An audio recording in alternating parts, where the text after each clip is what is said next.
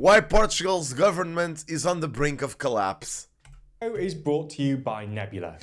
For months now, a scandal has been plaguing much of Portuguese politics, involving a huge payout, a national airline, a stolen laptop, and classified documents. In the last few days, the scandal has been heating up, and it now looks like it could be about to bring down the government. So, in this video, we're going to have a look at the scandal, why it's created a falling out between the Prime Minister and the President, and how it might bring down the Portuguese government.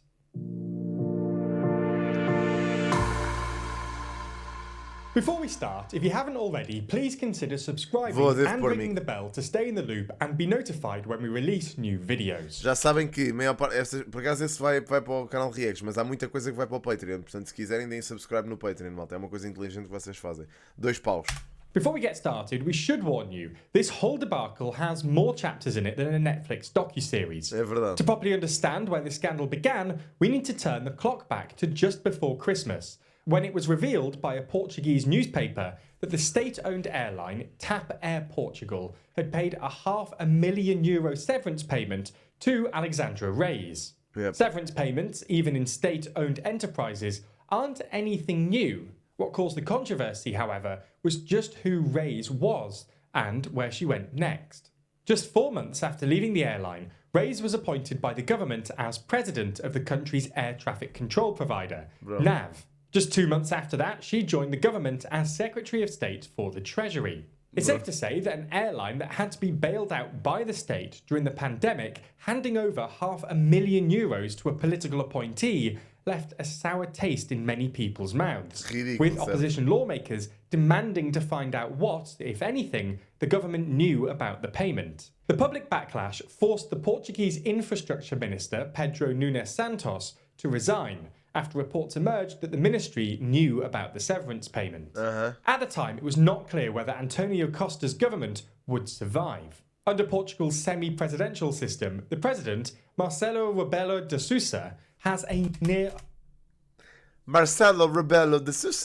unfettered right to dissolve parliament mid-term, a right dubbed in Portugal as the atomic bomb.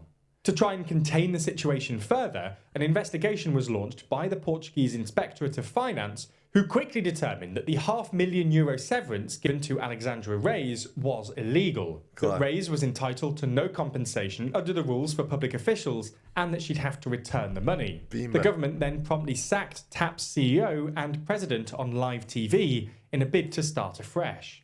A parliamentary inquiry was subsequently launched into the political oversight and guardianship of the Isto não é uma vergonha autêntica para nós, man. Eu sinto que isto é uma vergonha autêntica para nós. state airline.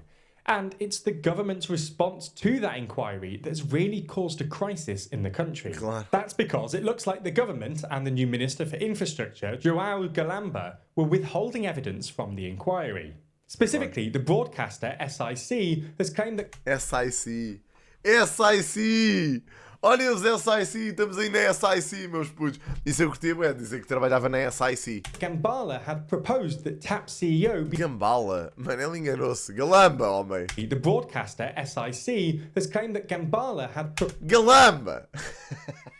proposed that TAP CEO be briefed and prepared ahead of a parliamentary hearing, with the committee chair agreeing with TAP CEO on what questions should be asked and what answers be given, which is, in the eyes of the opposition, a move akin to witness tampering.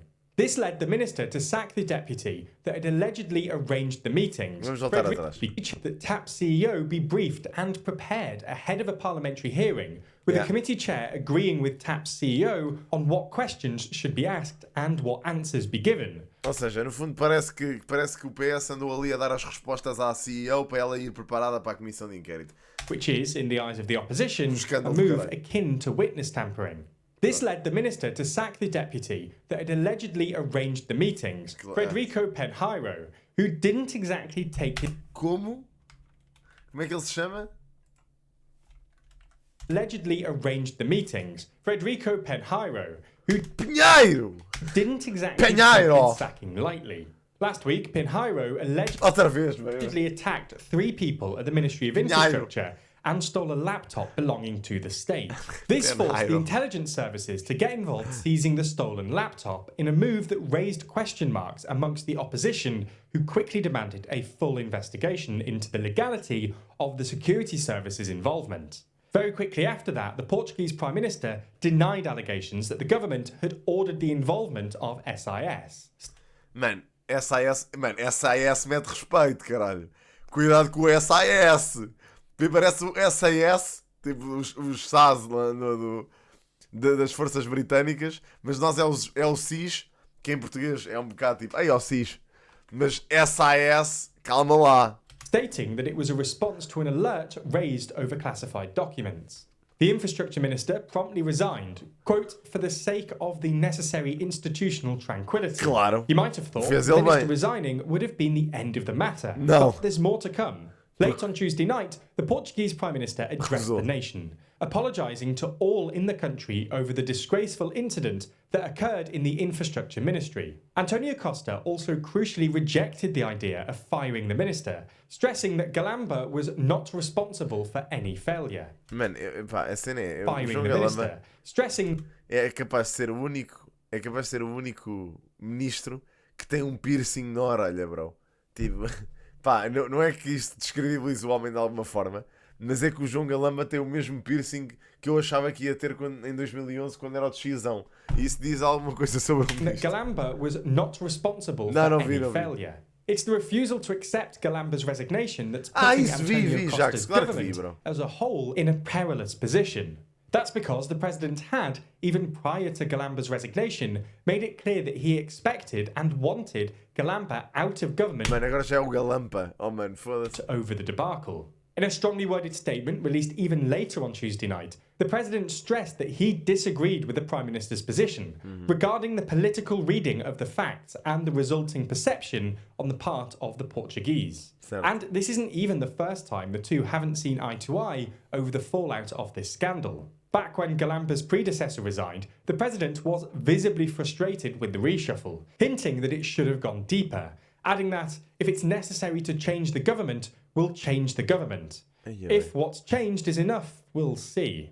Such a public falling out between president and prime minister is virtually unheard of in Portugal. The potentially explosive... Não, é assim, não é virtually unheard of. Isso já aconteceu há uns valentes anos atrás, já tinha acontecido uma situação destas.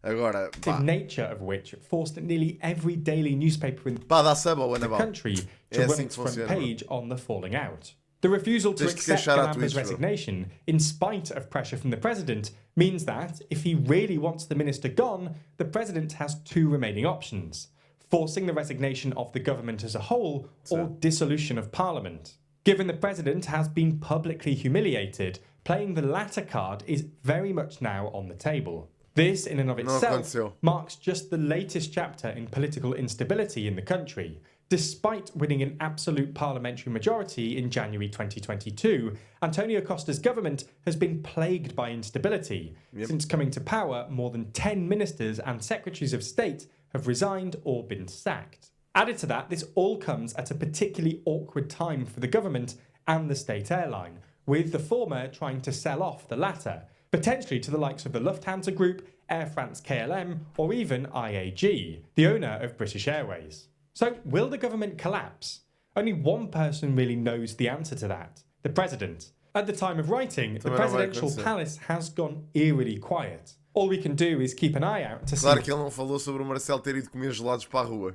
...whether this scandal will finally be put to bed in the coming days, or whether it will rear its head. Não sei, não faço ideia, bro. And in the meantime, if you've made it this far, you're probably interested in global politics. So you'll definitely enjoy the Modern Conflict series. That's a show made by our friends over at Real Life Law, where they break down recent conflicts from around the world, including the Ethiopian civil war and the war in Ukraine, which we've discussed a bunch before in TLDR's videos, as well as...